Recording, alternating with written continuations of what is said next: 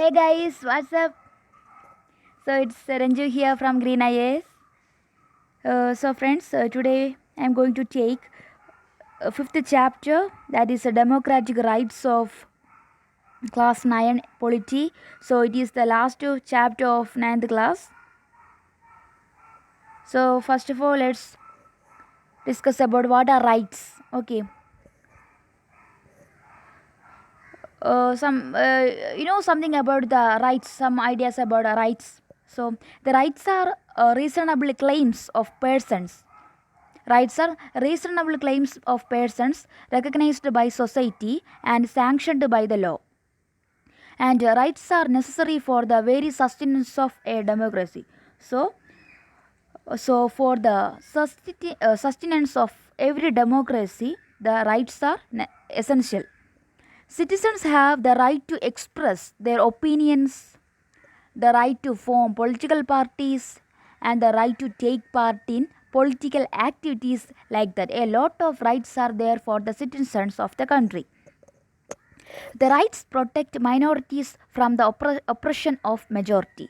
So sometimes there will be some of the dominations of region, some of the individuals or communities on inferior, lower people. So that these types of oppression of majority or domination or tyranny can be resolved by enforcing these types of rights in a proper manner. The rights are guarantees which can be used when things go wrong. So, these rights are also guarantees which can be used when things go wrong. And you know about fundamental rights. Okay, fundamental rights include mainly 6 rights. Basically, the right to freedom of religion, cultural and educational rights, a right to constitutional remedies, right against exploitation, right to equality, like that. Okay, basically there are 6 fundamental rights in our constitution. So let's discuss all the rights in detail. So first right is right to equality. So the laws are applied in the same manner to all. Right to equality means the laws are applied in the same manner to all regardless of a person's status. This is called rule of law. So this rule of law is reflected in the right to equality. So, according to rule of law, laws are applied in the same manner to all regardless of person's status. This rule of law is referred to as the foundation of any democracy.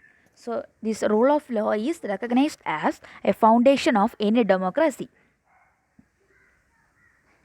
And the second right is right to freedom. Freedom means absence of constraints. Okay, freedom means absence of constraints. This right to freedom includes right to speech, right to expression, right to assembly in a peaceful manner, and right to form association and union, then right to move freely throughout the country, and right to reside in any part of the country, practice or to carry any occupation, trade or business. So it is mainly referred to as the right to freedom. Then comes the freedom of speech and expression. Freedom of speech and expression. People are able to freely communicate with each other, and the citizens have freedom to hold meetings, processions, rallies, demonstrations on any issue. So we have the freedom to speech. So it is recognized as a fundamental right. And we also have a freedom to expression. Okay, so that the people are able to freely communicate with each other based on this freedom to speech. Then as per the freedom to expression, the citizens have freedom to hold meetings, processions, rallies, demonstrations, etc., on a particular issue or any issue. Then the third is right against exploitation.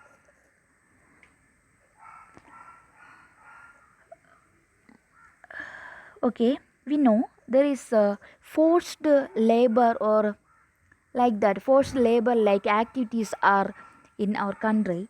So, if forced labor is a practice where the worker is forced to render service to the master free of charge. When this practice taking place on a lifelong basis, it is called the practice of bonded labor.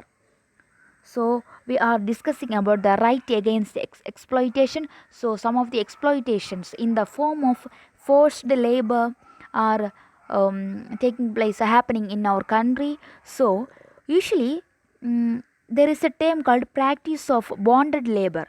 So when some practices where some forced labor is taking place in India, where the worker is forced to render services to the master free of charge. When this practice take place on a lifelong basis, it is called the practice of bonded labor. And then the constitution prohibits buying and selling of human beings. Okay, as per the constitution, it is prohibiting the buying and selling of human beings. And our constitution also prohibits the child labor. No one can employ a child below the age of 14 to work in a factory or mine or hazardous works such as ports, railways, etc. Also, children from working in industries, that is BD manufacturing, firecrackers, matches, printing, dyeing, etc. So our constitution also prohibiting child labor, and so that no one can employ a child below the age of 14 to work in a factory or mine or hazardous work areas. Then the fourth is right to freedom of religion. Right to freedom of religion. Indian secularism practices an attitude of a principled and equal distance from all religion. According to our constitution, in our country doesn't give any domination or inferiority towards any kind of religion. So government is always keeping a kind of mm, neutral behavior towards all the religions in our country. The state has to be neutral and impartial in dealing with all the religions. So, is the right to freedom of religion. Every person has a right to profess, practice, and propagate the religion. So, every person has a right to profess, practice, and propagate the religion. No person has the right to compel another person to convert into his religion by means of force, fraud, inducement, or allurement. So, no person can allure any person or force any person to take any religion or take away from any religion. So, it is the right to freedom of religion. And also a person is free to change religion on his or her own will. So a person is free. So as per our constitution, a person is free to change religion on his or her own will. One cannot sacrifice animals or human beings as offerings to supernatural forces or gods. So in some of the religion, some supernatural beliefs are there, so that they are sacrificing human beings, girl child, children, animals, like that. So our constitution is prohibiting these types of actions. The religious practices which treat women as inferior are not allowed. So if there is any religious practice which is treating women as inferior or ill treating the woman, then that should not be allowed. The government cannot compel any person to pay any taxes for the promotion or maintenance of any particular religion. So, since the government is taking a neutral manner towards our religion, the government cannot compel any person to pay any taxes for the promotion or the maintenance of any particular religion. And the fifth is cultural and educational rights. It is the language, culture, and religion of minorities that needs special protection. So, for example, for tribal people, their culture is very special because they are the minor people, and they have the rare and special types of cultures, sentiments, rights like that. So, the language, culture, and religion of minorities have to be specially protected. Any section of citizens with a distinct language or culture have a right to conserve it. So, if any region, if any community has a special kind of language or culture, then they have to be conserved. So, they have the right to conserve it. Admission to educational institution maintained by the government or receiving government aid cannot be denied to any citizen on the ground of religion or language. So, in earlier, some of the minority people or the lower caste people denied the education due to their caste based things, matters. So that it is the rule that no one can deny the education for the people in the basis of their caste, religion, or language, other aspects like that, related aspects like that.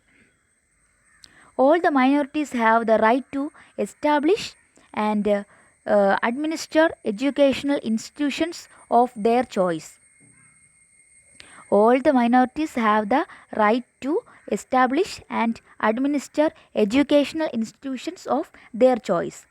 The fundamental rights in the Constitution are important because they are enforceable. We have a right to seek the enforcement of the above mentioned rights. This is called right to constitutional remedies. So, friends, it is saying that so far we are discussed about all the fundamental rights. So, these fundamental rights in our constitution are very important because they are enforceable. Because they are enforceable, because they are in fundamental nature. We have a right to seek the enforcement of the above mentioned rights. We have a right to seek the enforcement of the above mentioned rights. This is called the right to constitutional remedies. When any of our rights are violated, we can seek remedy through courts. If it is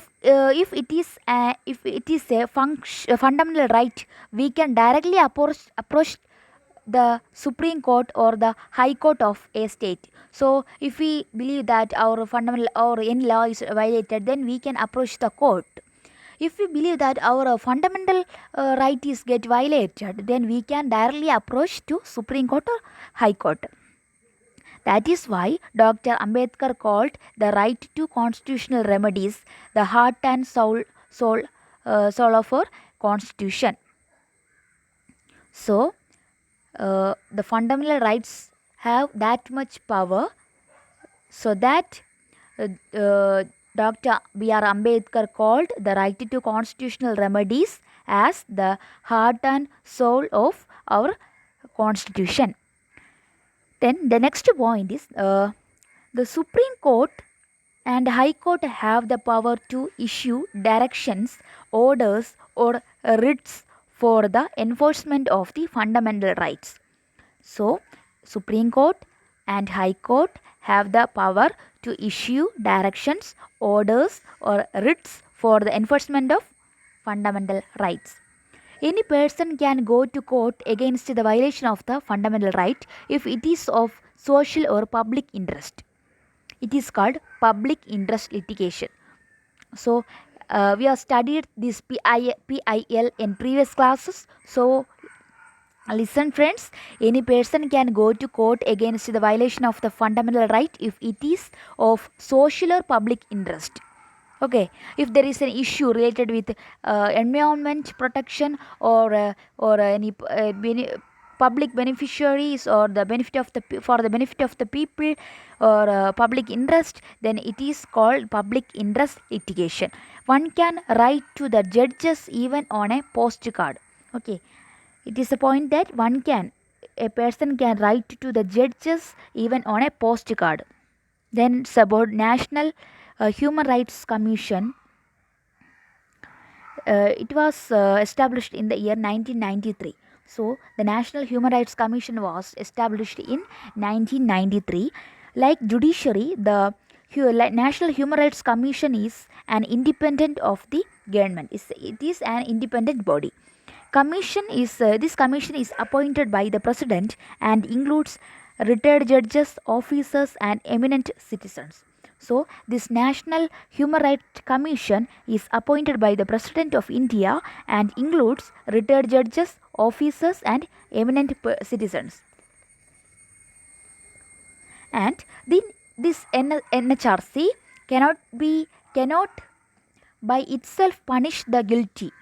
That is the responsibility of the courts. So, the National Human Rights Commission cannot punish the people, punish the guilty directly. That is the responsibility of courts. Like any courts, it can summon witnesses, question any government official, demand any official paper, visit any prison for inspection, or send its own team for on the spot inquiry. So some of the duties or functions of the National Human Rights Commissions is there. Like any courts, it can summon witnesses and question any government official, demand any official paper, visit any prison for inspection, or send its own team for on the spot inquiry. Like NHRC, there are state human rights commission in 26 states of the country. So there is National Human Rights Commission as well as State Human Rights Commission. Certain rights like right to press, right to information, right to education are derived from the fundamental rights. So some of the derived rights are there. They are derived from the fundamental rights, and those include right to press, right to information, right to education, etc. Right to property is a constitutional right. Okay, right to property is a constitutional right, but it is not a fundamental right. Right to health, medical care during illness, special care for women during childbirth, and prevention of epidemics. So there is also right to health. So the right to health also include the medical care during illness, special care for women during childbirth, and prevention of epidemics. Then right to social security and insurance, right to safe and healthy working conditions, right to privacy, so that the citizens or their home cannot be trapped, their communication cannot be opened. So as per the right to privacy, the people, the citizens or their home cannot be trapped, or their communication cannot be opened. The right to an environment.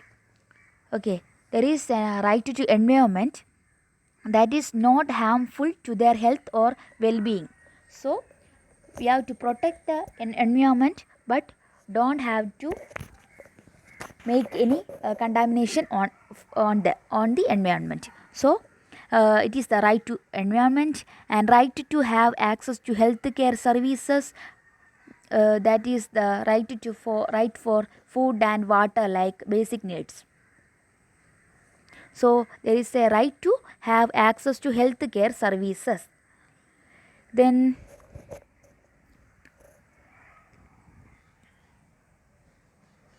so these are about the rights fundamental rights, our rights in Indian Constitution. Then the Amnesty International, which is the internal human rights organization. Okay, Amnesty International, it is the international human rights organization. Okay, Amnesty International is the international human rights organization. It is mainly there for against the custodial violences. So Amnesty International is for is against the custodial violences. And an explanation of Amnesty International here: organization of volunteers who campaign for human rights. It brings out independent reports on the violation of human rights all over the world. So in this, it is an international organization, and it campaign for human right, and it brings out independent reports on the violation of human rights all over the world. Then covenant. What is mean by covenant? Covenant means promise made by individuals, groups, or countries to uphold a rule or principle. So covenant means a promise made by individuals or groups or countries to uphold a rule or principle. Then what is known as ethnic group? Ethnic group means common ancestry. The people of an ethnic group are united by cultural practices, religious beliefs, and historical memories. So ethnic group mainly refers to common ancestry. That is, the people of ethnic group are united by cultural practices, religious beliefs, and historical memories. Then traffic is a word here, that is the selling or buying of men, women, or children for immoral purposes. Traffic means the selling or buying of men or woman or the children for immoral purposes. Then summon, it is an order issued by a court asking a person to appear before. So summon is the order by a court asking a person to appear before the court. The writ. A writ is a formal document containing an order of the court to the government issued only by High Court or Supreme Court.